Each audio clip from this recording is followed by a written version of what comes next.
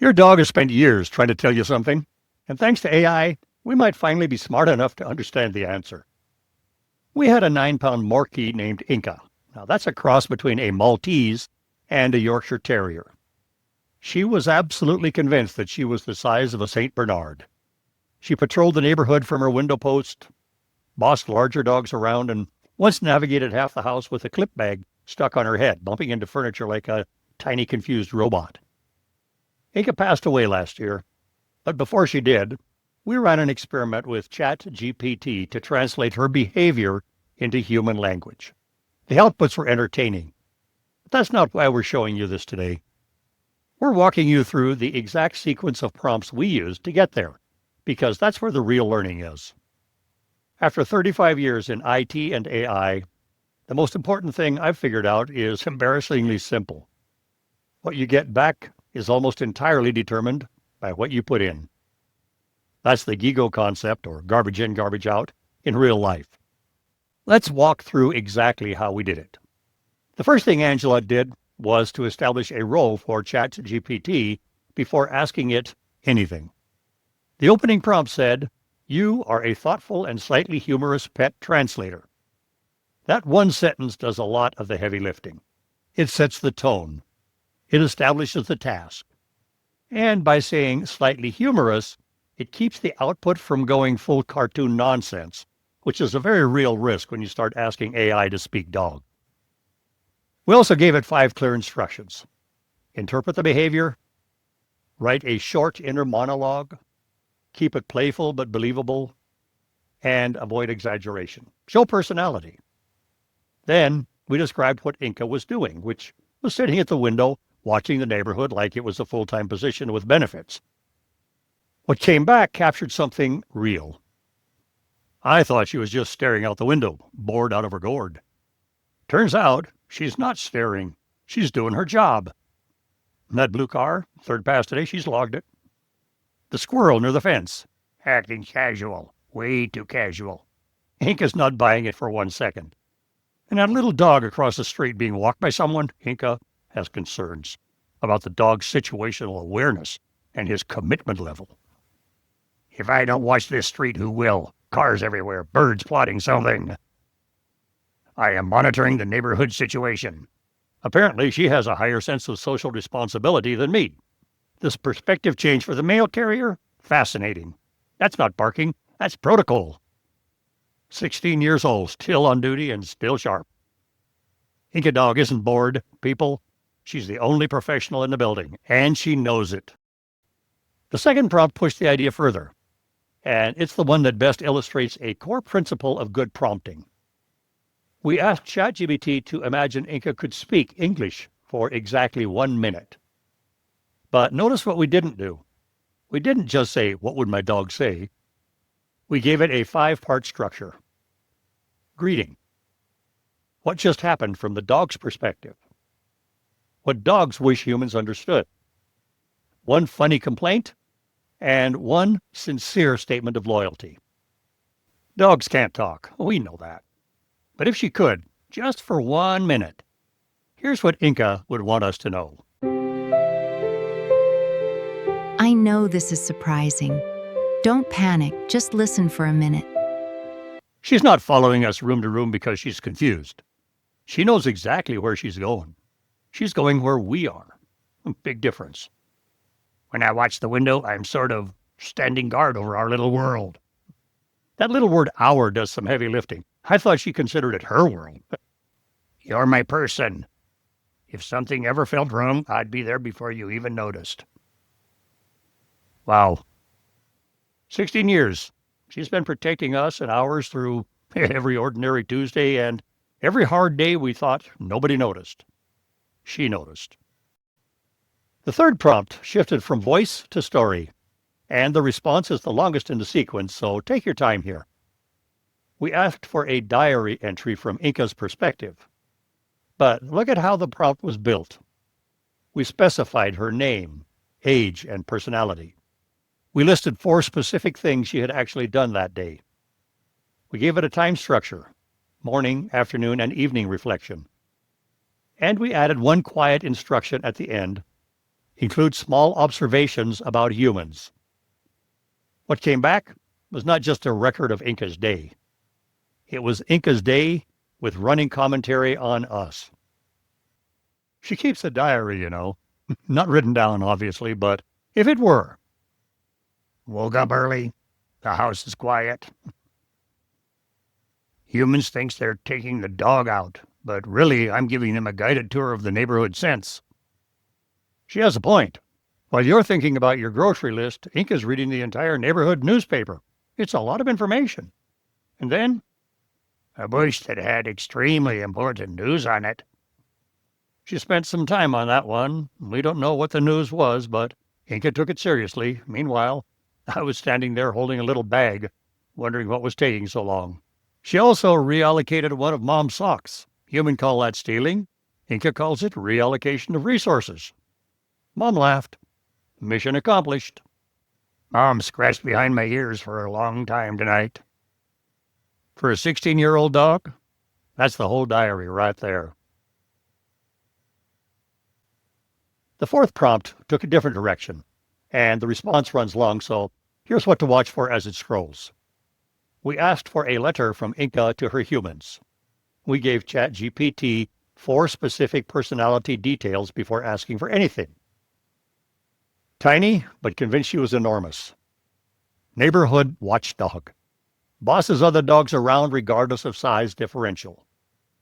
Food enthusiast with strong and consistent opinions about whose plate smelled better.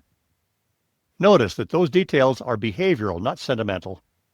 We did not tell ChatGPT how to feel about Inca. We gave it observable facts and let it draw its own conclusions. What came back was genuinely warm, not sentimental in a greeting card kind of way, more like something written by someone who had actually paid attention. If Inca could write you a thank you letter, and she absolutely would if she had thumbs, here's what it would say. I appreciate you more than you probably realize. You feed me, walk me, talk to me. She notices it, every single bit. There is, however, one outstanding grievance. Whatever you're eating smells at least 300% better. It seems only fair that I be allowed to conduct regular taste tests. She's done the math, apparently. The fifth prompt was pure fun, and it demonstrates something specific about getting humor out of AI. We described the chip bag incident in detail.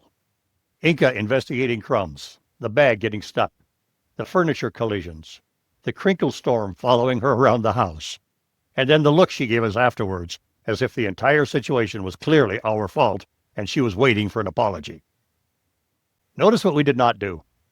We did not ask ChatGPT to write something funny. Telling AI to be funny is about as effective as telling a consultant to be creative. That hits too close to home. It produces effort without result. Instead, we structured the monologue in 4 parts.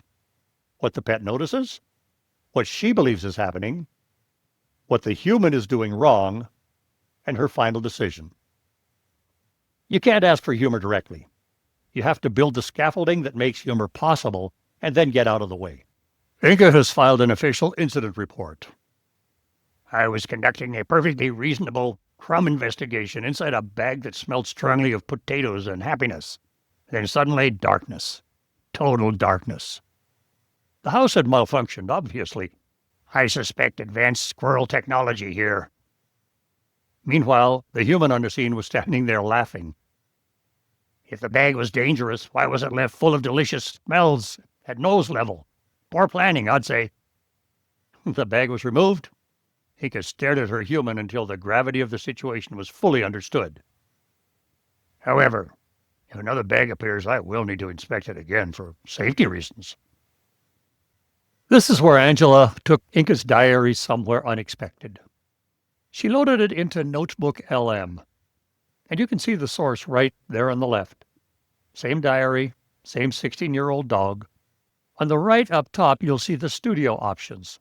This is where you can breathe life into your selected documents. From there, Angela ran an infographic based on Inca's diary. Look at what you got. The title sets the tone immediately. Life Lessons from a Senior Dog, a Guide for Humans. Humorous reflections from Inca, age 16, on the true meaning of daily canine life. You'll also notice it's organized into sections, not just a list of jokes, but an actual structure. The infographic closes where the diary did. The perfect retirement ends with a very long ear scratch. Same dog, same story, completely different formats. That is the power of NotebookLM. But that infographic is static. Let's bring it to life with a simple movie prompt. Same source material, different output format. We've got our hands on a top secret document. It's a dog's declassified diary. You ever look at your dog and just wonder what's actually going on in there? Well, meet Agent Inca. We just got her field report, and it's a gold mine. Her day starts with a morning intelligence brief, what we civilians just call a walk. And right away, you can see a huge difference in how they see the world. So what'd she find? A lot, including a bush with some extremely interesting news. Agent Inca's big takeaway: humans are just terrible at gathering intel. No sniffing at all. But wait, there's more. Where have I heard that before? If this movie moves you, check out the cinematic version and notice what changes and what doesn't. The source and the prompts drive the output every time. Walk down any city street and you'll see the same dynamic. A human mindlessly following a tiny dog while staring into a smartphone. We operate under the assumption that we are the masters of the house. We provide the food, open the doors, and manage what we assume are the simple, carefree lives of our pets. But a recently discovered document suggests the power dynamic is actually reversed. This is Inca's diary, a record of daily life from the perspective of a 16-year-old Morkie. These entries reveal a household run by a dog. In the afternoon, the focus shifts to the backyard. While the human sees a place for relaxation, the dog sees a secured perimeter requiring active defense. When Inca pounces on a lizard, it isn't a game. Her logs describe this as a display of territorial dominance against a suspiciously fast intruder. This sense of tactical management continues inside, leading to a behavior humans often label as stealing a sock. By evening, Inca takes up her post at the window. She remains hypervigilant while the human settles into a state of passivity. This leads to the most frequent human complaint, that the dog is barking at nothing. Inca's logic disproves the nothing fallacy. The radar shows active threats everywhere, pedestrians or squirrels conducting business. Humans ignore these security alerts because they are obsessed with glowing rectangles, effectively blind to real-world events happening just outside the glass. The window barking is a vital alarm system, compensating for a human security team that is permanently distracted. The mission ends when the human finally puts down the glowing rectangle to provide the long, earned ear scratches that Inca considers a perfect conclusion. Now, given all of that, it's time for a review of what we've covered. There you go. 6 prompts, 6 outputs, each one built around the same underlying logic. Role, task, tone, structure, content, and constraints. Those elements appear across every prompt in the sequence. Sometimes all 6 are explicit, sometimes just 3 or 4, but they're always there, and they're always doing work. The pet translator angle made it entertaining, but the real demonstration was the prompting itself. Good prompting is not about being clever. It is about being clear and specific before you hit send. And before anyone asks, no, I did not spend 35 years in AI and consulting to end up getting my best prompting lesson from a 9-pound dog's diary. Although honestly, Inca's observations about human behavior hold up better than some of the reports I have billed for. The full prompting sequence is on our Patreon page, so you can adapt it for your own experiments. It's also included in a PDF file linked to in the description. We genuinely like to hear what you came up with. If your dog has ever blamed you for a chip bag incident or something like it, that story goes at the top of the list. If you enjoyed this video, don't leave your pet's thoughts in the lost in translation pile. Like, subscribe, and comment below with your best guess at what your pet would say if they had AI today. Thank you.